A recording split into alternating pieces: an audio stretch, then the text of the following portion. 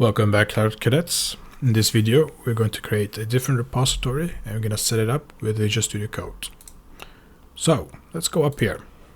Let's create a new repository. I'm going to call it Cloud Cadets Frontend. I want to have a README. Click Create. We're back to where we are, an empty remote repository. We have not done anything here. Now we see there is a way of cloning this in VS Code. So let's try that. Let's see what happens if I open Visual Studio Code here, and we can actually just move this here. I'll move you there, and then click on Clone VS Code. Open Visual Studio Code. What happens? Okay, I guess it wants me to create a folder. So I'll go to my desktop. I'm actually going to create a new folder here, and I'll call it VS Code User. I'm going to go in there, and I'm going to select this as a repository destination. We see, yeah, it cloned it, and would you like open it? Yes, open, and it opens it here in our. Now, if I open terminal here, which is, we can size this up a bit. We see there's a terminal file menu here. Click on that, new terminal. Let's see, we're in command. Let's see, do git status. Good, on branch main. Let's see, do we have any git remote? Yes, we're already connected there. So let's just create a file here. If you go here, create a new file, and let's call it, let's create a README. Put MD, and let's say hello world.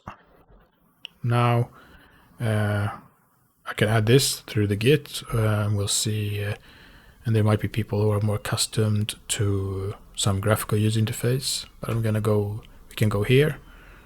We can add a message. First, we press stage changes, and we see that it is. I guess it's staged.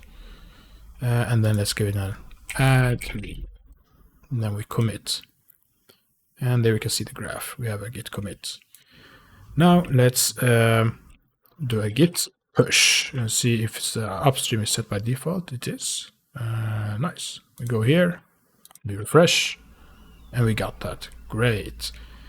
Now in the last video, when we did things through Visual Studio, we created a dev branch as well, right? And here we're going to see it's pretty similar.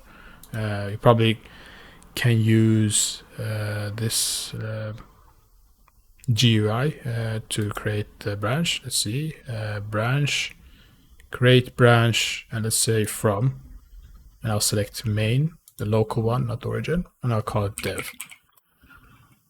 And now we can verify that I am there. It already says I'm there, dev. And then we can see, where do we click? And there we have publish branch. I'm guessing that's the one that is push it to the remote, and why not run it periodically, I guess, or ask me later, we don't know. Let's go back here, let's refresh, and there we have it, main and dev. Now your development team have the environment set up and they're ready to work.